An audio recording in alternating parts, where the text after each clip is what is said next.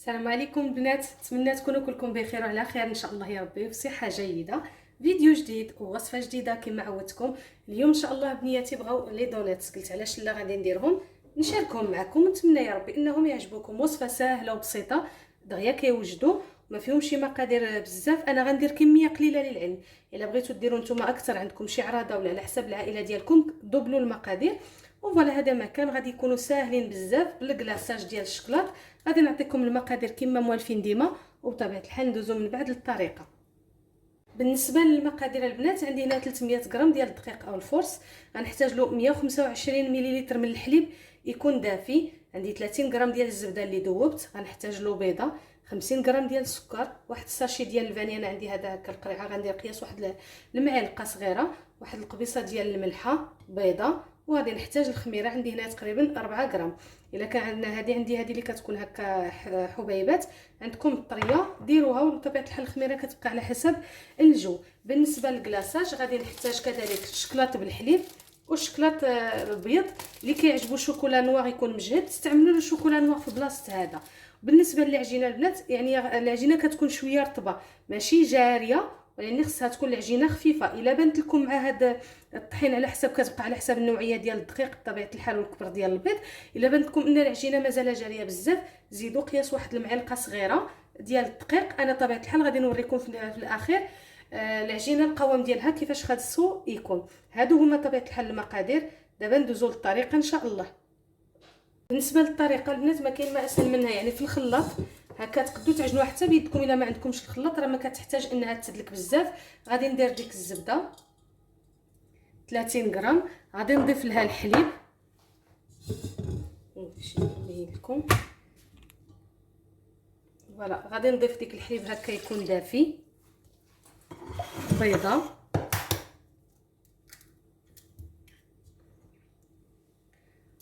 فوالا، وغادي نضيف السكر، وغادي نضيف الخميره، وواحد القبيصه ديال الملحه غادي نديرها على الجنب لتوازن الذوق، وغادي نزيد شويه ديال الفاني. غادي نردهم يتخلطوا. غادي نضيف لهم ديك 300 غرام كما قلت لكم. الا شفت انها جاريه بزاف غادي نزيد معلقه، وغادي نوريكم القوام ديال العجينه كيفاش كيخصها تكون. حنا صافي ها هو جمعت ديك المقادير كامل، دات ليها واحد 5 ديال الدقيق باش تجمعات لي، زدت لها 2 معالق ديال الدقيق. هانتوما تشوفوا البنات، يعني 300 غرام زائد 2 معالق ديال الدقيق عامرين. ها كيفاش العجينه كيخصها تكون، راه شويه جاريه خفيفه، يعني ماشي قاصحه العجينه ديالها، غير غادي تخمر. راه الطحين غادي يزيد يشرب. انا غادي نغطي عليها غير هنا، نخليها يتضاعف الحجم ديالها مزيان. غنغطي عليها بواحد البلاستيك غذائي ونخليها حتى يتضاعف الحجم ديالها هنايا مزيان، ونطلقوا داك الساعه باش يعني نطلقوهم المره الاولى، نقطعوهم ونشكلوهم على شكل دونات، ومن بعد عاد نعاود نخليهم يخمروا المره الثانيه ونقليوهم. المهم هانتوما معايا في الفيديو حتى نوريكم كلشي ان شاء الله. هنا صافي من بعد ما خمرات لي العجينه خديتها هكا شكلتها على كره. هانتوما شفتوا كيفاش كتبان جاريه، ولاني كما قلت لكم راه العجينه غادي تولي الطحين كيشرب. هنا غادي نطلقها بالدلاك، ما تكونش غليظه بزاف وما تكونش رقيقه، تكون هكاك واحد سنتيمتر اللي يكون فيها ديال العرض.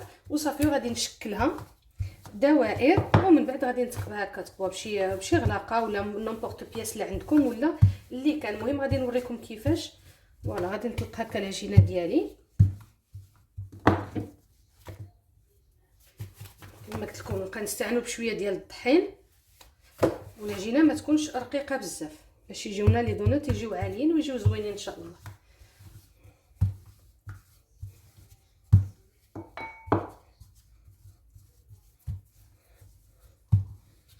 فوالا هكا مباركه هاد السمك.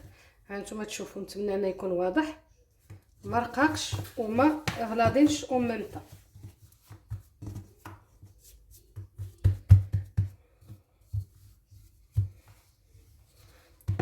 فوالا غادي ناخذ واحد القطعه، قطعوه بالكاس ولا اللي كان، وغادي نشوف واحد الغلاقه حتى هي باش نقطع بها. ولا انا خديت هاد القطعه هكا على بهذا الحجم، وغادي نبقى نقطع. خليوهم شويه هكا، قطعوهم كاملين عاد هزوهم باش كيبقاو في الفورمه ديالهم بهذا الشكل.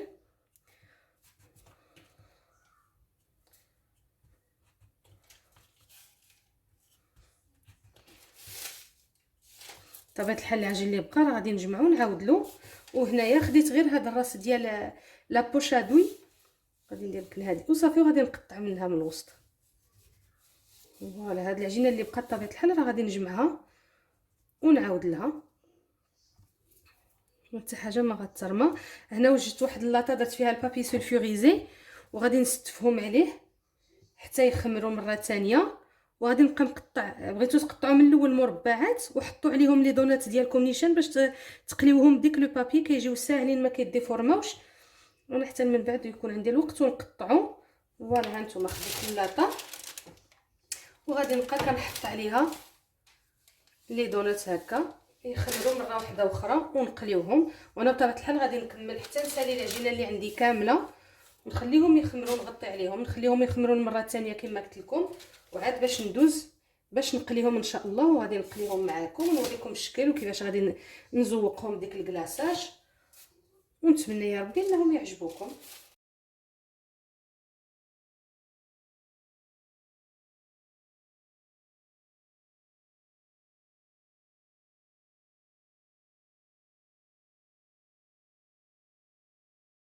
بعد ما خمروا لي دونات ديالي صافي، درت شويه ديال الزيت في المقله هكا تسخن. العافيه خص ضروري تكون العافيه مهيله باش ما يتخطفوش ويتحمروا، يعني راكم عارفين غادي يتحمروا من برا والداخل غتبقى لكم عجينه هكاك خضراء ما يمكنش. هنايا انا خديتهم قطعت هكا على شكل مربعات ديك الوراق، وغادي نبقى كنجي ونحط فيهم هكا على البابي سلف. ابخي راه كيتحيد دغيا ما تخافوش، دغيا كيتسلت. فوالا غادي غير يتحمروا من الجهه الاولى، غنحيد ديك البابي سولفوريزي ونبقى كنقلبهم صافي حتى ياخذوا اللون الذهبي اللي بغيت. وغادي نحيدهم. هنا درت واحد الطبيسه بالبابي هكا بلي سويتو باش يحيد ليا ديك الزائد ديال الزيت. بالنسبه لي نتوما الا بغيتو ديروهم في السكر، انا قلت لكم غندير الكلاصاج بالشكلاط. اللي ما بغاش الشكلاط بغى يدير غير السكر، ديروهم ما حد يكونوا مازالين سخونين، غير تحيدوهم يعني تحيد شويه ديال الزيت، ديروهم ديريكتومون فندوهم في السكر. تقدروا تخلطوا شويه ديال القرفه اللي كتعجبوا النسمه ديال القرفه مع ديك السكر وتمرمدوهم فيهم وصافي. انا بغيت نستعمل شويه ديال ها نتوما شفتوا كيفاش كيتحيد. انا غندير لهم الكلاصاج داكشي علاش. فوالا كيتسلت دغيا.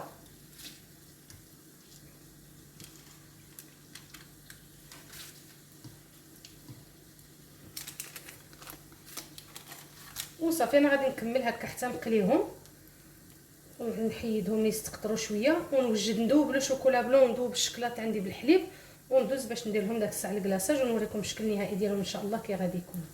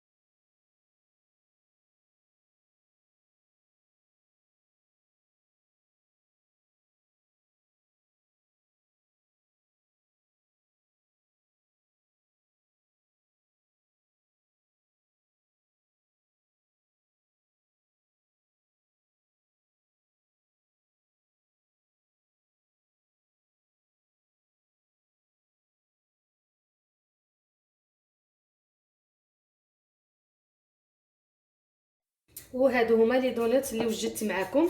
هانتوما تشوفوا غير 300 غرام ديال الدقيق وبيضه. ها شوفوا الكميه يعني تبارك الله.